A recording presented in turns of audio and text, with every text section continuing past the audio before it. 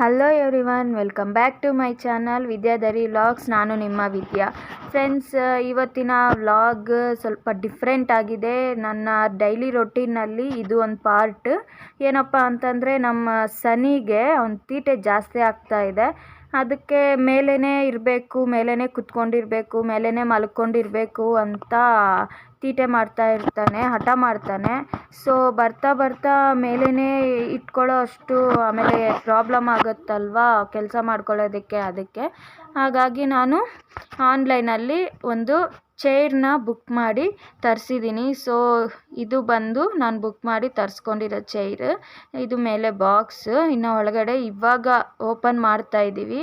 So ಏನೇನಿರುತ್ತೆ ಏನು ಅಂತ ಹೀಗೆ ಕಂಟಿನ್ಯೂ ನಿಮಗೆ ತೋರಿಸ್ತಾ ಇರ್ತೀನಿ. ಸೊ ಮಿಸ್ ಮಾಡದೆ, ಸ್ಕಿಪ್ ಮಾಡದೆ ನೋಡ್ತಾ ಇರಿ. ಹಾಗೆ ನನ್ನ ಚಾನಲ್ನ ಯಾರಾದರೂ ಸಬ್ಸ್ಕ್ರೈಬ್ ಮಾಡ್ಕೊಂಡಿಲ್ಲ ಅಂದರೆ ಪ್ಲೀಸ್ ಸಬ್ಸ್ಕ್ರೈಬ್ ಮಾಡ್ಕೊಂಡ್ರಿ ಅಂತ ಕೇಳ್ಕೊಳ್ತಾ ಹೀಗೆ ಒಂದೊಂದಾಗಿ ಎಕ್ಸ್ಪ್ಲೈನ್ ಮಾಡ್ತಾ ಹೋಗ್ತೀನಿ, ನೋಡ್ತಾ ಇರಿ ಫ್ರೆಂಡ್ಸ್. ಇದರಲ್ಲಿ ಅದು ಹೇಗೆ ಫಿಟ್ಟಿಂಗ್ ಮಾಡಬೇಕು ಅಂತ ಎಲ್ಲ ಕೂಡ ಇದು ಒಂದು ಶೀಟಲ್ಲಿ ಅವರು ಇನ್ಸ್ಟ್ರಕ್ಷನ್ಸ್ನ ಕೊಟ್ಟಿದ್ದಾರೆ. ಬಟ್ ನನಗೆ ಅಷ್ಟೊಂದು ಅರ್ಥ ಆಗಿರಲಿಲ್ಲ ಫ್ರೆಂಡ್ಸ್. ಆದರೂ ಪರವಾಗಿಲ್ಲ ಅಂತ ಇಲ್ಲಿ ಸ್ಟೆಪ್ ಬೈ ಸ್ಟೆಪ್ ಕೊಟ್ಟಿದ್ದಾರೆ. ಅದನ್ನೇ ನಿಧಾನಕ್ಕೆ ನೋಡಿಕೊಂಡು ಅದನ್ನೆಲ್ಲ ಓದ್ಕೊಂಡು ತುಂಬಾ ಟ್ರೈ ಮಾಡೋಕ್ಕೆ ಹೋದೆ. ಇದೇನೋ ಇನ್ನೊಂದು ಕಾರ್ಡ್ ಇತ್ತು, ಅದೇನೋ ಅಂತ ನಾವು ನೋಡಲಿಲ್ಲ. ಸೊ ಮಕ್ಳ ಗಲಾಟೆನಲ್ಲಿ ಎಲ್ಲನೂ ಓದೋಕ್ಕೆ ಕ್ಲೀನಾಗಿ ನೋಡೋದಕ್ಕೆ ಆಗಲಿಲ್ಲ. ಇವ್ರಿಗೆ ಒಂದು ಹೊಸ ವಸ್ತು ಅಂತ ಬಂತು ಅಂತಂದರೆ ಅದೇನು ಎತ್ತ ಅಂತ ಅವರು ಎಲ್ಲ ನೋಡೋವರೆಗೂ ಅವ್ರಿಗೆ ಸಮಾಧಾನ ಆಗೋದಿಲ್ಲ ಅಲ್ವಾ. ಹಾಗಾಗಿ ನಮ್ಮ ಚಿನ್ನು ಮತ್ತು ನಮ್ಮ ಅಣ್ಣ ಮಗಳು ಇವರೆಲ್ಲ ತುಂಬ ತೀಟೆ ಮಾಡ್ತಾಯಿದ್ರು. ಸೊ ಇದು ಬಂದು ಚೈರ್ಗೆ ಬಂದಿರೋದು ಮ್ಯೂಸಿಕಲ್ ಬಾಕ್ಸ್. ಸೊ ಇದರಲ್ಲಿ ಬಟನ್ಸ್ ಇದೆಲ್ಲ ನೋಡಿ ಹೇಗೆ ಬರುತ್ತೆ, ಹೇಗೆ ಆನ್ ಆಗುತ್ತೆ, ಬಟನ್ಸ್ ಎಲ್ಲ ಏನೇನು ಅಂತ ನಿಮಗೆ ಆಮೇಲೆ ಎಕ್ಸ್ಪ್ಲೇನ್ ಮಾಡ್ತೀನಿ. ಬಿಕಾಸ್ ಅದರಲ್ಲಿ ಶೆಲ್ಸ್ ಎಲ್ಲನೂ ಹಾಕಬೇಕಾಗತ್ತೆ ನಾವೇ. ಅದಕ್ಕೆ ಈ ಥರ ಎಲ್ಲ ಸಪ್ರೇಟ್ ಸ್ಟ್ಯಾಂಡ್ ಎಲ್ಲನೂ ಕೊಟ್ಟಿದ್ದಾರೆ ಫ್ರೆಂಡ್ಸ್. ಇದರಲ್ಲಿ ಅಂದರೆ ಇನ್ನೂ ಬೇರೆ ಬೇರೆ ಚೈರ್ಸ್ ಎಲ್ಲನೂ ಬರುತ್ತೆ. ಬಟ್ ಸದ್ಯಕ್ಕೆ ನಮ್ಮವನಿಗೆ ಇದೇ ಸಾಕು ಅನ್ನಿಸ್ತು ನಮಗೆ. ಅದಕ್ಕೋಸ್ಕರ ನಾನು ಇದನ್ನ ಬುಕ್ ಮಾಡಿದ್ದು. ಇದು ನೋಡಿ ಎಲ್ಲ ಪಾರ್ಟ್ಸ್ ಈ ಥರ ಬಂದಿದೆ ಬಿಡಿಯಾಗಿ. ಕ್ವಾಲಿಟಿ ಮತ್ತು ಇದು ಕ್ಲಾತ್ ಎಲ್ಲನೂ ತುಂಬ ಚೆನ್ನಾಗಿತ್ತು. ಸ್ವಲ್ಪ ಸೇಫ್ಟಿಯಾಗಿ ಕೂಡ ಇರುತ್ತೆ ಅಂತ ಅನ್ನಿಸ್ತು ನನಗೆ. ಇದು ಈ ಥರ ಅವ್ರಿಗೆ ಚೈರ್ ಮಿಡಿಲಲ್ಲಿಡೋದು. ಆಲ್ರೆಡಿ ಈ ಥರ ಚೈರ್ಸ್ ಬುಕ್ ಮಾಡಿರೋರ್ಗಾದರೆ ತುಂಬ ಚೆನ್ನಾಗಿ ಅರ್ಥ ಆಗತ್ತೆ ನೋಡಿರೋರಿಗೆ. ಇದು ನಾನು ಫಸ್ಟ್ ಟೈಮ್ ನಮ್ಮ ಚಿನ್ನುಗೆ ತರಿಸಿರಲಿಲ್ಲ. ಅವ್ನಿಗೊಂದೇ ಸತಿ ವಾಕರ್ ತೊಗೊಂಬಂದಿದ್ದು ಅವ್ನು ನಡೆಯೋ ಟೈಮ್ಗೆ.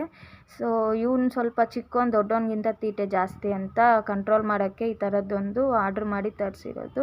ಈ ಥರ ಬೆಲ್ಟ್, ಅದು ಹಾಕೋದಕ್ಕೆ ಕ್ಲಿಪ್ಸ್ ಇದೆಲ್ಲನೂ ಈ ಥರ ಕೊಟ್ಟಿದ್ದಾರೆ.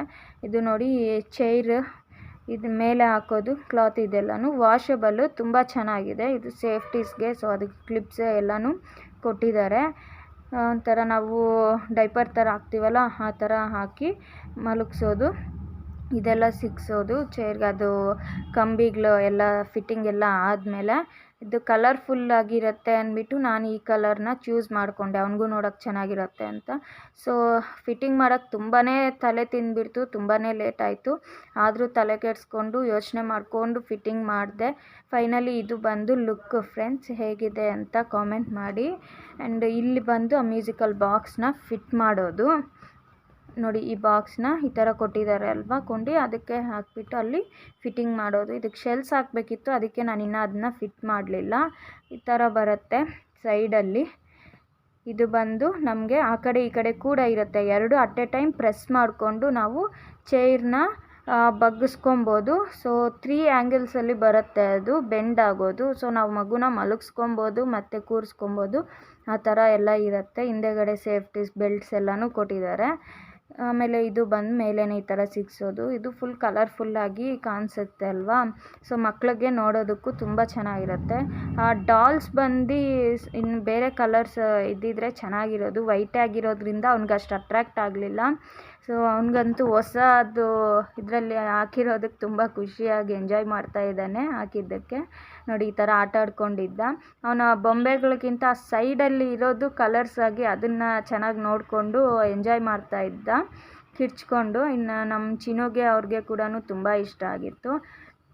ಸೊ ಸೊ ಇದು ಲೆವೆಲ್ಸ್ ವೈಸ್ ನಾವು ಚೆಕ್ ಮಾಡಿದ್ವಿ ಮಗುನ ಕೂರಿಸ್ಬಿಟ್ಟು. ಅಂದರೆ ಅದು ನಾವು ಲೆವೆಲ್ಸ್ನ ಚೇಂಜ್ ಮಾಡಬೇಕಾದ್ರೆ ಮಗುನ ಕೂರಿಸಿರಬಾರ್ದು ಫ್ರೆಂಡ್ಸ್, ಹಾಗೆ ಮಾಡಬಾರ್ದು. ಮಗುನ ಎತ್ಕೊಂಡ್ಬಿಟ್ಟು ಲೆವೆಲ್ನ ಸೆಟ್ ಮಾಡಿ ಮಾಡಬೇಕು. ಸೊ ಆಮೇಲೆ ಅದಕ್ಕೆ 4 ಶೆಲ್ಸ್ ಈ ಥರ ಬಂದಿರುತ್ತೆ, ದೊಡ್ಡ ದೊಡ್ಡ ಶೆಲ್ಸ್ನ ಹಾಕಬೇಕಾಗತ್ತೆ. ಸೊ ಅದನ್ನು ನಮ್ಮ ಹಸ್ಬೆಂಡು ಎಲ್ಲ ಸೆಟ್ ಮಾಡ್ತಾ ಇದ್ದಾರೆ. ಶೆಲ್ಸ್ನೆಲ್ಲ ಓಪನ್ ಮಾಡಿ ಅದನ್ನು ಸ್ಕ್ರೂಸ್ನಲ್ಲಿ ಫಿಟ್ಟಿಂಗ್ ಮಾಡಬೇಕಾಗತ್ತೆ.